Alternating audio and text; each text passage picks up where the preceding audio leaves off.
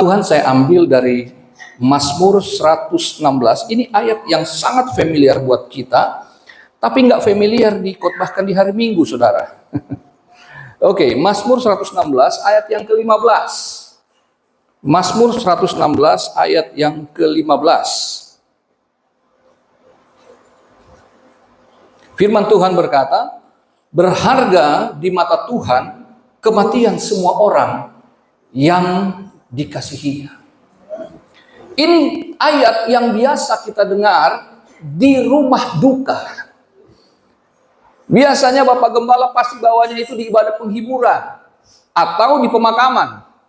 Tetapi saya ingin membawa dari perspektif yang berbeda, ya, bahwa tidak selalu ayat ini berbicara tentang duka cita. Untuk itu, jika sempat, jika keburu waktu, maka saya bisa akan jelaskan satu pasal sebetulnya. Kalau keburu, tapi paling tidak gambaran besarnya kita dapat. Berharga di mata Tuhan kematian semua orang yang dikasihinya. Saya bedah dulu. Kata dikasihi, ya, jadi nanti saya ada bagikan sharing ininya ya, PPT-nya, jika bisa ditampilkan untuk mempermudah, karena saya lihat banyak anak muda juga. Jadi kata dikasihi merupakan kasih karunia dari pihak Tuhan. Sekali lagi, dikasihi merupakan kasih karunia dari pihak Tuhan, dari pihak Allah. Sedangkan kata berharga adalah penilaian Tuhan dari pihak manusia. Artinya semua orang yang dikasihi oleh Tuhan adalah pribadi-pribadi yang berharga di mata Tuhan. Saudara merasa saudara adalah pribadi yang berharga? Ada orang yang merasa nggak berharga. Ya, dia meratapi nasib, dia merasa dia orang nggak berguna. Padahal kita sebagai orang Kristen menilai sesuatu berdasarkan apa yang dilihat Allah.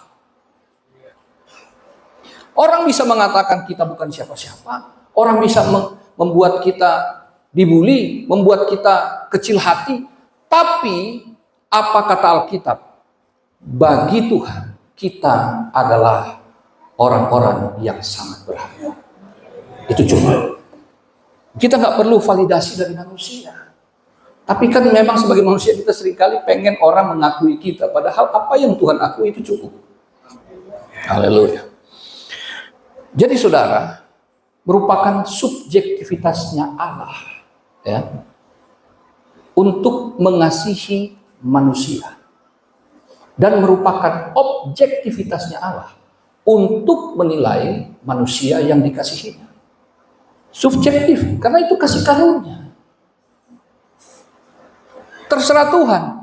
Dalam Keluaran pasal 33:19, dia bilang Tuhan mengasihi siapa yang ingin dia kasihi. Ketika Musa berkata, perlihatkanlah kemuliaanmu, dia berkata, terserah saya. Dan merupakan objektivitasnya untuk menilai manusia yang dikasihinya itu. Jadi sekali lagi, apa yang kita lakukan dalam rangka pelayanan kitab, dalam rangka kita bekerja bagi Tuhan, kita nggak butuh sebetulnya validasi manusia. Karena objektivitasnya Allah menilai bahwa kamu hamba yang baik dan setia. Saudara yang kasih dalam Tuhan, pertanyaannya sekarang, dari ayat pokok tadi, berharga di mata Tuhan kematian semua orang yang dikasihinya. Pertanyaannya, apakah Tuhan menghendaki kematian semua orang yang dikasihinya? Apakah Tuhan menghendaki kematian? Jika kita melihat Yeskiel pasal yang ke-18, ayat 21 sampai 23 dan ayat 30 sampai 32, ditegaskan di sana bahwa Allah tidak menghendaki kematian orang fasik, tidak menghendaki kematian Israel yang durhaka. Karena ia ingin orang fasik sekalipun, orang Israel yang sudah durhaka sekalipun, untuk tetap hidup di dalam pertobatan. Jadi bagi Tuhan, Tidak ada keinginan untuk manusia binasa. Itu sebabnya kemudian kita tahu dalam kredo pengakuan iman kita, karena begitu besar kasih Allah akan dunia ini, sehingga ia mengaruniakan anak yang tunggal, supaya setiap orang yang percaya kepadanya tidak binasa, melainkan beroleh hidup yang kekal. Objektivitasnya Allah itu.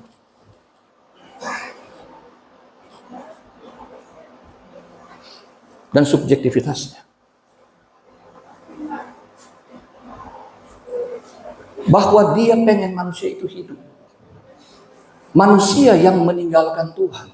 Manusia yang menjauh dari Tuhan. Tapi Tuhan selalu menghendaki agar manusia tetap hidup. Tapi persoalannya seperti kepada Musa dalam Keluaran 33 dan 34. Kalau Tuhan datang dalam wujud sebagaimana ia adanya, maka tidak satu manusia pun akan hidup. Itu sebabnya dia harus datang dalam rupa manusia. Saudara yang dikasihi oleh Tuhan, ya, bahwa Tuhan menghendaki semua orang itu hidup di dalam kasih-Nya, yang Yohanes 3:16 tadi, ya. Karena kematian hambanya itu menurut isi English, ya, dari isi English Bible itu dikatakan bahwa kematian semua orang yang dikasihinya itu menyakitkan Allah. Kalau kita kehilangan orang yang kita kasihi dalam kematian, itu sebetulnya nggak sebanding dengan apa yang Allah rasakan. Kita hanya kehilangan beberapa orang, tapi Allah kehilangan miliaran orang sejak Adam jatuh ke dalam dosa. Dan setiap kematian ternyata itu menyakitkan. Menyakitkannya tidak dimulai dari kita, ternyata dari Allah. Itu sebabnya Allah datang untuk menghentikan kutuk maut itu. Nah, sekarang saudaraku yang terkasih dalam Tuhan. Jadi bagaimana kematian di dalam ayat 15 ini? Kata kematian dari kata Ibrani, mavet, itu berasal dari akar bahasa Aramaik yang punya arti kepercayaan. Jadi teks dari ayat 15 itu sesungguhnya menjadi berharga di mata Tuhan, kepercayaan atau iman semua orang yang dikasihinya. Haleluya. Dan semua orang yang dikasihinya itu, dari terjemahan King James Version itu dikatakan his saints, orang-orang kudusnya. Kata saint itu dari kata Latin santo. Biasanya saudara Katolik menggunakan gelar santo bagi mereka yang telah mati di dalam Tuhan, tapi punya kriteria tertentu. Mereka yang punya kriteria yang sangat tinggi, yang layak disebut santo bagi laki-laki atau santa bagi perempuan. Hari ini akan disahkan seorang santo yang meninggal kira-kira 10 tahun yang lalu. Anak muda berumur 15 tahun. Diberi gelar santo karena dia menjadi influencer di media sosial untuk memberitakan Kristus. Mati muda, 15 tahun mati. Dan dia diberi gelar santo. Saudaraku yang terkasih, bahwa kita dikatakan orang kudus kalau menurut apa yang menjadi penilaian gereja Katolik, karena ada jasa-jasa yang telah dilakukan, maka kita dalam Perjanjian Baru disebut orang-orang kudus sebelum kita punya jasa apa-apa. Pada saat kita terima Tuhan Yesus, kita sudah menjadi orang-orang kudusnya. Karena ini teks Perjanjian Lama. Perjanjian Lama selalu ada kriteria yang dilakukan dulu, baru diakui. Perjanjian Baru menyatakan, kita belum ngapa-ngapain, sudah diakui. Itu keren. Saudara yang kasih Tuhan, ya. Kalau begitu, apakah kata kematian salah penerjemahan?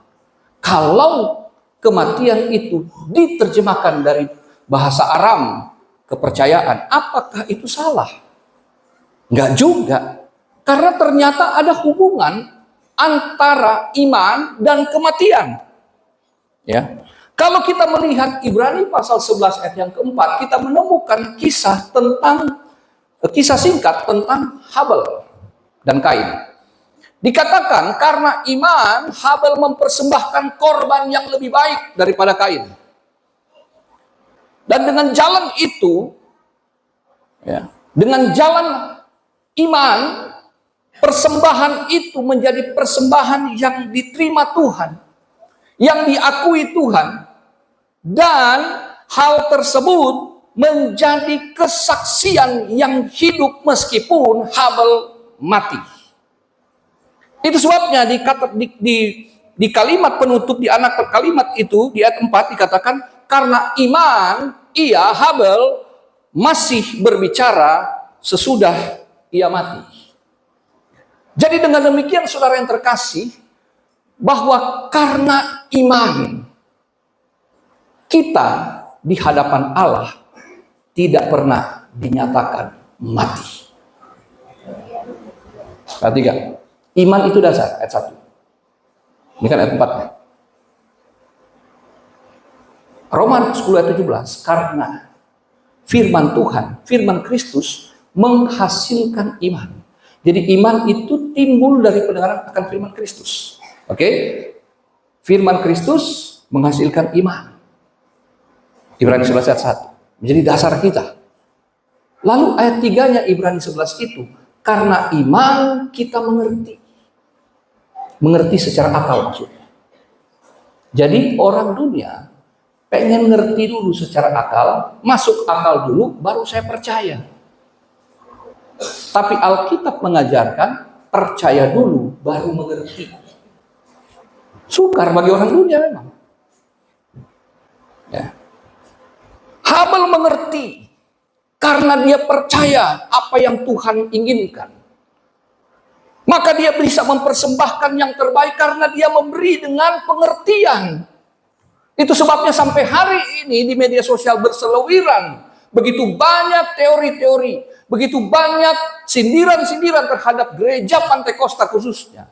Soal persembahan misalkan, soal persepuluhan dan sebagainya.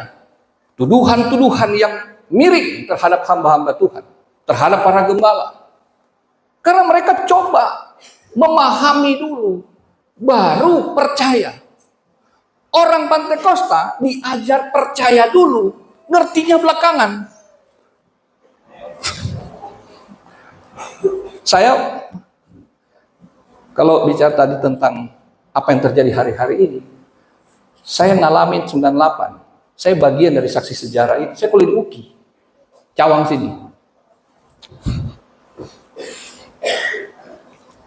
Adian Apitupulu itu ketua kami.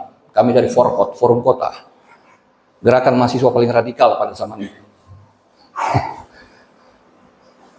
Saya selalu ada di barisan depan.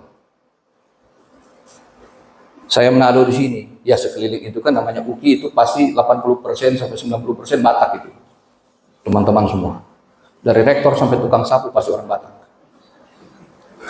Di UKI kan, di Cawang. Demonstrasi di mana-mana dari Cawang sini, dari peristiwa setelah Trisakti 15 Mei,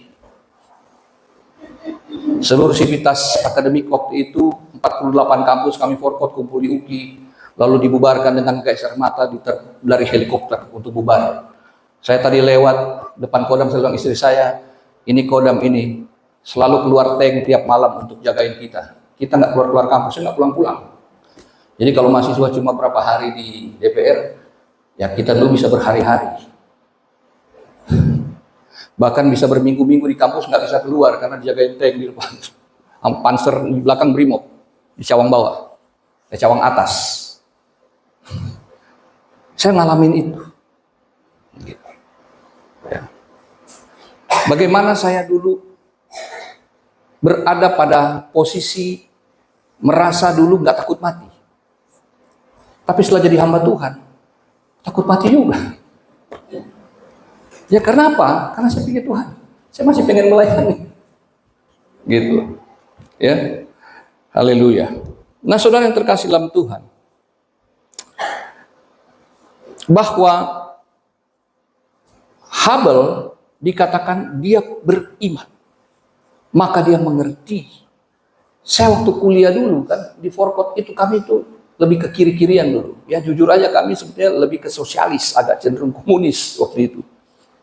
Bacaan kami super kiri zaman itu. Ya, itu mentor kami Budiman Sujatmiko, Andi Arief dan segala macam. Gitu. Nah, saya coba mengerti akan Tuhan, nggak ketemu-ketemu. Saya beragama Kristen, saya jemaat di GPDI Barito, tapi nggak pernah ngerti apa tuh gembala khotbahin. Karena bagi saya nggak masuk akal.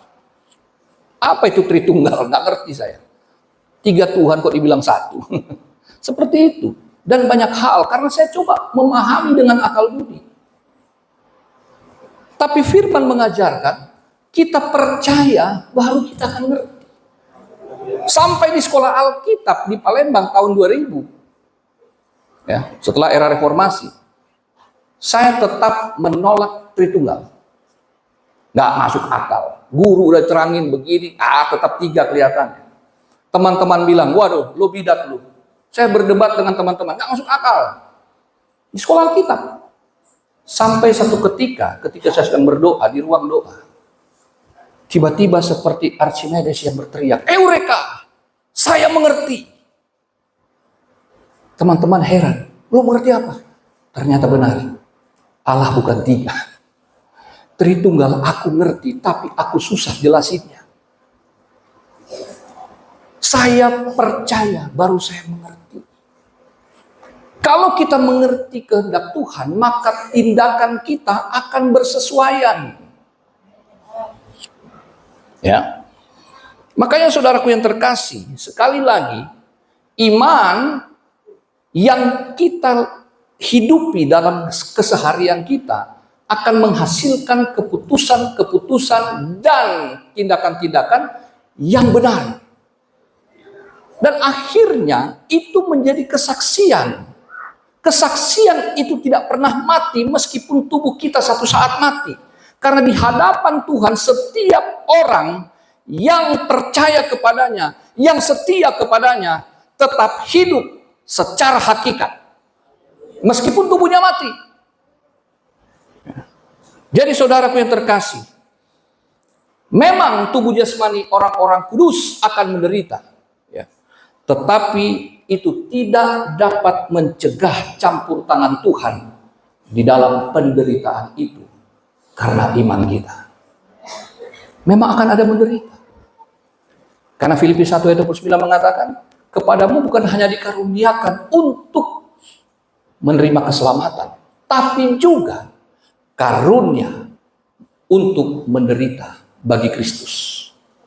Jadi penderitaan adalah bagian kehidupan orang percaya, namun Allah turut bekerja untuk menyatakan kebaikannya. Jadi saudara yang terkasih, bagi orang Kristen, penderitaan itu bagian yang tidak bisa lepas, itu melekat. Tapi jangan khawatir, penderitaannya melekat, namun Allahnya pun melekat. Karena di dalam kita berdiam Roh Kudusnya. Makanya itu yang membuat orang hamba Tuhan zaman dulu bisa menciptakan lagu, saya mau iring Yesus meskipun saya susah. Teman saya seorang pendeta non GPDI, seorang magister teologi berkata, saya nggak setuju lagu itu. Kok iring Yesus meskipun saya susah menderita dalam dunia? Saya bilang, terus apa dong? Ya itu kita harus beriman. Saya bilang yang nulis lagu itu bukan seorang yang hanya berteori. Orang yang menulis lagu itu adalah orang yang mengalami sendiri penderitaan. Namun anehnya dia tetap bisa setia melayani Tuhan. Itu karena iman. Kalau logika ngapain capek-capek? Udahlah, tinggalkan aja. Haleluya. Saudara yang terkasih, kembali ke Mazmur 116 tadi ayat 15. Kata berharga dari terjemahan King James Version itu adalah precious. Ditinjau dari segi waktu. Dari teks Ibrani yakar yang artinya precious dan highly valued. Jadi berharga di sini adalah bernilai tinggi. Orangnya yang bernilai tinggi, jemaatnya yang bernilai tinggi. Itu berarti semua orang yang dikasihi Tuhan akan dinilai berharga ketika pada waktu hidupnya di dunia melakukan perbuatan-perbuatan yang berkenan di hadapan Allah, meskipun mereka ada di dalam penderitaan. Jadi dengan iman orang-orang kudus akan tetap setia kepada Allah apapun yang terjadi dalam hidupnya. Apapun yang terjadi dalam hidupku ini, tak pernah kuragukan kasih-Mu Tuhan kerti. Haleluya. Ini saudara yang terkasih dalam Tuhan, bahwa yang dikatakan berharga bukan kematiannya. Kematian itu akhir dari hidup jasmani kita, akhir waktu kita. Tapi kita pada hakikatnya adalah makhluk kekal, seperti penciptaan yang pertama di Taman Eden. Haleluya. Jadi saudaraku yang terkasih dalam Tuhan, ya, yang menjadi berharga adalah masa hidup kita. Kita ngapain? Hidup ini adalah kesempatan. Hidup ini untuk melayani Tuhan. Jangan sia-siakan apa yang Tuhan beri. Hidup ini harus jadi berkat. Apa yang kita lakukan selama kita hidup? Itu yang akan menjadi, sekali lagi kan, objektivitasnya Allah adalah menilai manusia yang dikasihinya itu. Apa yang kita perbuat semasa hidup? Apakah seperti Habel? Kita percaya, kita mengerti, dan kita melakukan yang berkenan di hadapan Allah, atau tidak? Ataukah kita seperti Kain, percaya tanpa perbuatan? Habel seperti yang dikatakan firman, percaya harus dibarengi dengan perbuatan. Maka hidup kita patut disebut berharga. Haleluya. Nah saudara yang terkasih dalam Tuhan, pada ayat 16 kita maju, dikatakan, ya Tuhan, aku hambamu, anak dari hambamu perempuan. Engkau telah membuka ikatan-ikatanku. Di ayat 16 ini, pemazmur menyatakan bahwa dia adalah hamba yang telah dibebaskan dari ikatan-ikatan. Ikatan-ikatan itu di ayat 3 dan ayat 8 adalah ancaman kematian atau maut. Ya. Saudara yang terkasih, seorang hamba yang mengenal Tuhannya akan bisa mengakui bahwa hidupnya bukanlah hidup yang takut akan kematian. Kenapa? Karena dia kenal hamba. Hamba ini mengenal siapa Tuhan. Hamba ini mengalami sendiri. Jadi seorang beriman, dia bukan hanya percaya, namun dia juga mengalami. Dia bukan hanya tahu tentang Tuhan yang baik, dia bukan hanya tahu tentang Yesus Kristus adalah Tuhan dan Juru Selamat, tapi dia betul-betul mengingat bahwa Yesus benar-benar telah menyelamatkan dia.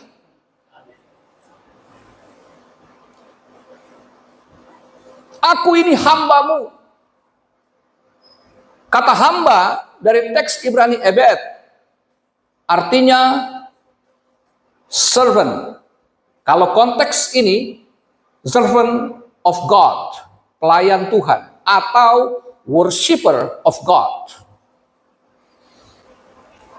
penyembah. Ebed juga itu artinya slave atau budak. Bahasa Indonesia memperhalusnya jadi hamba. Sekarang aja kan begitu bahasa Indonesia kan. Dulu bilang pembantu rumah tangga, sekarang jadi asisten rumah tangga. Diperhalus. Dulu dibilang orang cacat, sekarang dibilang berkebutuhan khusus. Seperti itu. Diperhalus. Padahal teks aslinya itu mendekati lebih tepat slave, budak. Bukan sekedar hamba biasa, tapi di sini menunjuk budak pada zaman itu. Jangan pikir seperti zaman sekarang. Asisten rumah tangga sekarang, isi come, isi go.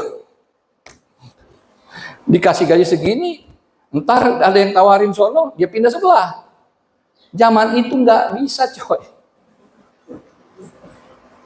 Budak itu terikat seumur hidup, kecuali sang tuan berkemurahan hati untuk membebaskannya. Beda dengan budak Ibrani, memang ada aturan tersendiri. Tapi gambaran umumnya gini, budak itu biasanya berasal dari tawanan perang. Yang kalah perang itu ditawan, dibawa ke pasar budak. Atau orang yang punya utang, gak mampu bayar utang, dia kemudian menjual dirinya jadi budak. Seperti itu.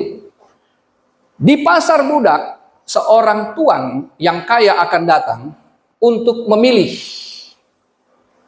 Oh, ini yang terbaik nih. Lihat dari ujung kepala sampai ujung kaki. Sehat walafiat, bagus semua. Oke, saya beli yang ini. Apalagi dia punya intelijensia. Kadang-kadang yang dibeli itu, budak itu ternyata jenderal. Jadi otaknya cerdas. Wah, ini mantap ini. Ya. Ada yang ini ternyata bangsawan. Jadi dia punya sekolah.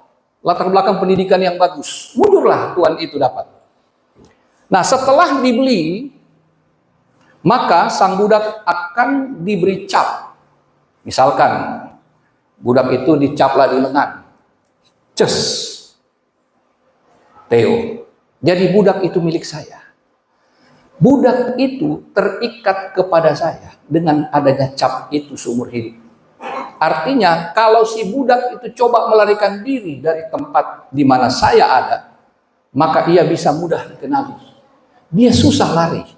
Dia lu punya Theo lu, ngapain lu di situ? Wah, dilaporin tuh. Kalau dibawa pulang, maka berbahaya bagi si budak. Kalau saya berbaik hati, saya cuma ampuni, dipukulin doang. Kalau saya marah betul-betul, bisa saya bunuh. Nggak ada hak asasi manusia di situ.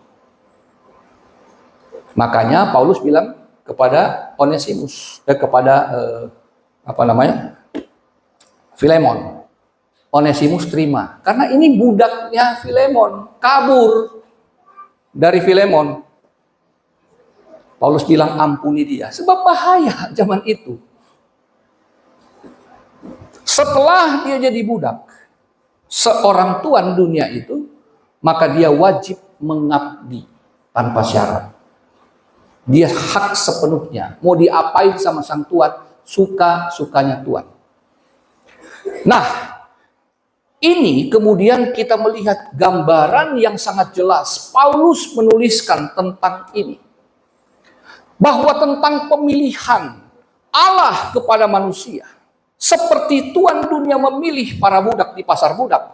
Demikianlah Tuhan memilih. Oke. Dia pilih dalam kekekalan.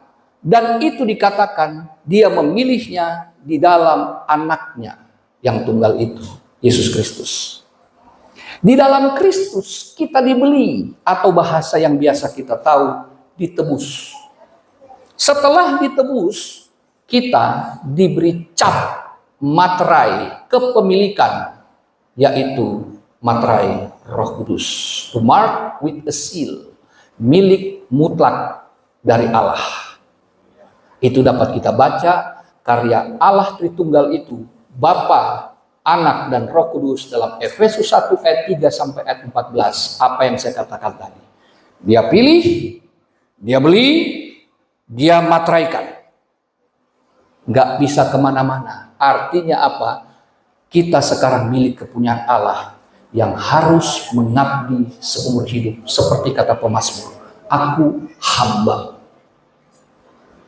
Tapi saudaraku, tuan dunia ketika memberi cap kepada budak yang dia beli, itu artinya ini aset saya. Budak itu aset. Bagi Allah, umat ketebusan bukan aset, tapi keluarga Allah. Beda.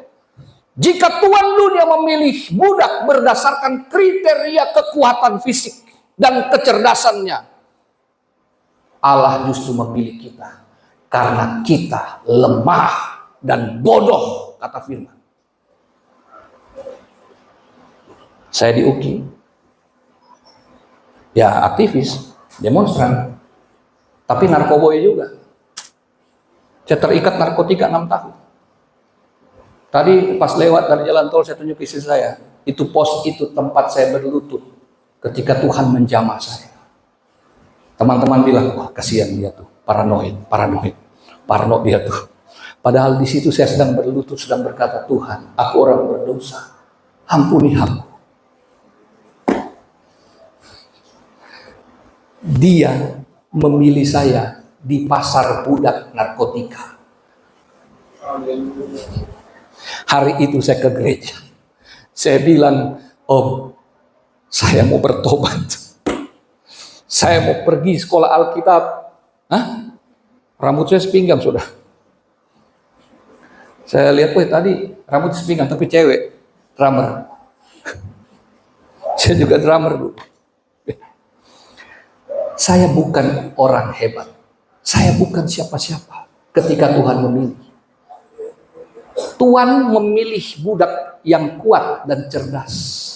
Saya justru lemah, penuh dosa, dan tidak mengenal dia. Tidak punya pengetahuan akan Allah. Tapi dia memilih. Semua teman saya tidak percaya. Orang tua saya tidak percaya. Bahkan gembala saya nggak percaya. Saya mau bertobat. Nggak percaya, bingung. Kan mereka tahu siapa saya. Haleluya. Jadi saudaraku, Tuhan memilih kita bukan karena kita punya kriteria khusus. Makanya disebut subjektivitasnya Allah hanya karena kasih karunia. Kita berharga bukan karena kita sesungguhnya punya nilai dari kemampuan kita. Kita berharga karena firman bilang, kamu telah dibeli dengan darahnya. 1 Korintus pasal 6 ayat 19 dan 20. Kamu telah dibeli oleh Tuhan Yesus. Maka sekarang pergunakanlah tubuhmu untuk melayani Tuhan.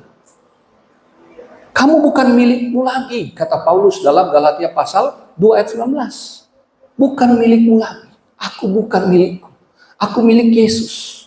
Kita hamba seperti kata Mazmur tadi. Aku hamba. Tapi kalau hamba saja itu tidak cukup. Hamba menurut versi dunia dari sang tuan di aset. Tadi saya katakan menurut Efesus pasal 2, kita adalah anggota-anggota keluarga Allah. Dan lebih spesifik, kita adalah anak. Roma pasal 6 mengatakan, kamu telah dimerdekakan dari dosa. Sekarang kamu bukan hamba dosa, tapi kamu hamba kebenaran. Kamu hamba Allah. Roma pasal 6 ayat 18 dan ayat 22 dan 23. Kamu sudah punya hidup yang kekal. Kamu bukan hamba dunia. Kamu hamba Allah. Tapi hamba saja tidak cukup. Karena kalau hamba berarti hanya akan ada pekerjaan dan pelayanan yang kita lakukan bagi Allah. Tapi kemudian dia maju ke pasal 8. Roma pasal 8 ayat 14 sampai 17. Semua orang yang dipimpin Roh Allah adalah anak Allah. Sekarang kamu bukan lagi hamba dunia, kata firman. Tapi kamu anak yang berhak memanggil dia ya Aba, ya Bapa. Seorang hamba tidak bisa menyebut dia Bapa tidak bisa dan tidak layak untuk memanggil sang Tuhan itu sebagai bapaknya, kecuali dia diadopsi. Makanya Roma pasal 8 ayat 14-17 itu menarik. 4 kali dia menyebut tentang anak, tapi menggunakan 2 kata Yunani yang berbeda. Ayat 14 dan 15 dia menggunakan kata huios, kata teknon di ayat 16 dan 17. Bedanya di mana? Huios itu bicara tentang anak dewasa yang siap menerima warisan. Teknon bicara anak hasil hubungan. Artinya apa? Kita bukan hanya hamba, tapi kita anak teknon, punya hubungan karena Kristus. Kita punya hubungan dengan Bapa. Teknon bicara anak yang dikasihi. Dia bukan hanya sekedar menjadi pewaris. Karena ada banyak anak yang memang layak jadi pewaris, tapi belum tentu dia yang dikasihi. Right? Tapi kita di dalam Kristus yang oleh pimpinan Roh Allah itu, kita bukan sekedar menjadi pewaris, tetapi kita juga adalah anak yang dikasihi dan hamba yang melayani. Jadi di dalam Kristus kita punya status ganda yang melekat. Anak Allah dan hamba Allah. Anak bicara tentang hak, hamba bicara kewajiban. Dua-duanya harus ada. Kita kenal, kita tahu cerita tentang anak yang hilang. Kita cuma tahu anak bungsu yang hilang. Kita lupa anak sulung pun adalah anak yang hilang. Karena dari konteks perumpamaan itu, satu bagian dengan 2 perumpamaan sebelumnya tentang domba yang hilang, tentang dirham yang hilang. Dirham hilang itu di rumah, bukan? Domba hilang itu di luar. Itu kemudian disempurnakan dalam kisah anak yang hilang. Yang bungsu hilang di luar rumah, yang sulung hilang di dalam rumah. Ngeri banget kan? Yang bungsu ngerti hak, tapi lupa kewajiban. Menuntut doang. Sementara yang sulung ngerti kewajiban, tapi lupa akan hak. Kita sebagai anak-anak Allah, kita punya keduanya. Hak dan kewajiban. Jangan cuma nuntut berkat dong. Jangan cuma nuntut Tuhan jawab doaku dong. Tapi juga kita wajib melayani Dia. Kedua-duanya. Tapi kita sebagai anak yang menghamba, bukan berarti melayani untuk menuntut hak. Karena hak itu melekat. Tidak perlu seperti anak bungsu. Mana hakku? Sama bodohnya dengan si sulung. Aku tidak pernah mendapat seekor anak lembu. Padahal bapaknya bilang, semuanya kan milikmu, nak. Adekmu cuma dapat anak lembu. Kamu punya emaknya lembu. Semua lembu di sini punyamu. Jangankan anak, emaknya juga boleh kau potong. Kan bodoh. Bukan gak banyak orang Kristen yang begini. Melayani tapi menuntut hak. Saya sudah melayani Tuhan. Mana berkatnya? Kok saya nggak dapat? Mana janjinya? Sementara teman-temanku kok melayani sedikit-sedikit. Mereka kok lebih diberkati dari saya. Saya melayani, saya belajar siang malam. Karena saya suka belajar. Saya bisa seharian belajar. Teman saya rasanya nggak pernah belajar, jalan aja. Saya berkhotbah mengajar jemaat. Teman saya cuman khotbahnya motivasi. Tapi dia tunjukin ke saya kalau ada yang transfer 150 juta, 50 juta. Puji Tuhan ada yang transfer. Dalam hati manusia saya, dia cuma doain orang 15 menit, 150 juta. Saya khotbah sejam. Kadang-kadang terima kasih saja kan. Kalau jemaat-jemaat gereja kecil, terima kasih saja. Saya sudah senang bisa melayani di situ. Tapi saya bukan sekedar hamba Tuhan. Saya anak Tuhan. Saya melayani bukan supaya saya diberkati. Saya melayani karena saya telah diberkati. Saya melayani bukan supaya jadi anak. Saya melayani karena memang saya sudah menjadi anak. Jadi hak saya melekat. Orang bisa nggak ngasih sesuatu kepada saya. Jemaat yang kami layani, jemaat yang masih kecil. Jemaatnya sekitar 25 orang. Dan dari kalangan menengah ke bawah. Saya melayani persembahan itu hanya untuk operasional gereja. Tapi kalau jemaat lihat, kalau orang lihat di Facebook, orang pikir saya pendeta gereja besar. Lihatlah gaya saya kan. Buktinya apa? Messenger saya banyak yang minta sumbangan. Saya hampir mau kasih Om Lewi aja punya nomor lah. Pak, tolong saya Pak, mau bangun gereja. Saya bilang, kamu di Kalimantan punya tanah 1000 meter, bangun gereja walaupun masih semi permanen. Saya 1 meter aja di Jakarta belum punya. Kenapa? Karena saya melayani sebagai hamba, tapi juga sebagai anak. Saya melayani saja, dan Bapak saya yang mencukupi semua kebutuhan saya. Mentalitasnya anak. Yesus datang sebagai manusia. Bukan berarti dia kehilangan kealahannya. Filipi pasal 2 ayat 5 itu. Dia memberi contoh. Kalau kita membaca ayat 3 ayat 4-nya. Contohlah Yesus. Dia untuk sesaat tidak menganggap kesetaraannya dengan Bapa sebagai milik yang harus dipertahankan. Tapi dia datang dalam rupa hamba. Perhatikan. Anak itu, huios. Yesus disebut anak Allah pakai kata huios yang sama dengan kita. Keren kan? Kita disamain. Tapi kita persoalannya diadopsi. Roma 8 ayat 15 ya. Kita diadopsi jadi anak, tapi gelarnya sama. Statusnya sama. Makanya kalau Yesus menderita, kita pun pasti menderita. Tapi Yesus dimuliakan, itu berarti kita pun akan dimuliakan. Sama. Tapi ketika Yesus melayani sebagai hamba, itu tidak menurunkan status keanak-alahannya.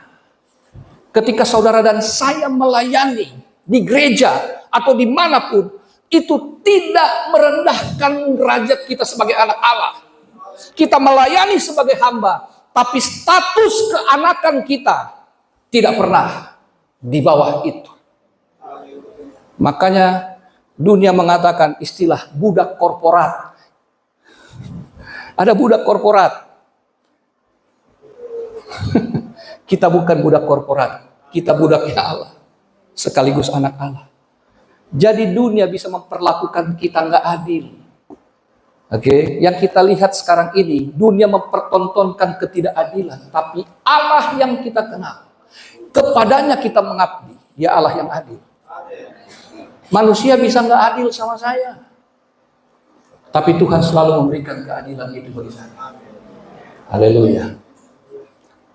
Nah itu sebenarnya saya sudah ringkas-ringkas aja ya, sudah masuk sebenarnya ke jauh ke ayat pasal-pasal ayat-ayat ini, tapi saya nggak baca lagi. Ya, saudara bisa nanti dapat materinya, silakan. Jadi saudaraku yang terkasih, kita sebagai anak, huios. Huios itu dalam budaya Roma sulit didapatkan. Pengadopsian anak susah banget. Tapi begitu bisa didapatkan status huios, anak itu punya status permanen. Anak kandung dari situan bisa dicoret dari daftar waris, tapi anak angkat tidak bisa. Itu hukum Roma yang Paulus gunakan secara tepat. Kita yang telah dimateraikan oleh Roh Kudus tidak dapat dibatalkan status keanakan kita di hadapan Allah. Jadi kata Tuhan Yesus, kalau Bapa di dunia yang jahat tahu memberi apa yang baik, apalagi Bapa yang di surga. Dia bahkan memberi yang terbaik, yaitu Roh Kudus. Kok kita takut menjalani hidup ini? Haleluya. Karena kita orang yang berharga di mata Tuhan. Nah saudara yang terkasih dalam Tuhan, penaklukan diri sang hamba itu Ya, disertai dengan ikrar yang kuat di ayat 1 bagian A. Aku mengasihi Tuhan. Aku mengasihi Tuhan. Haleluya. Nah, saudara yang terkasih, ya. Alasan aku mengasihi Tuhan ada 3. Alasan yang pertama, aku mengasihi Tuhan itu keluar dari mulut sang hamba karena dia telah menikmati kasih sang Tuhan lebih dulu.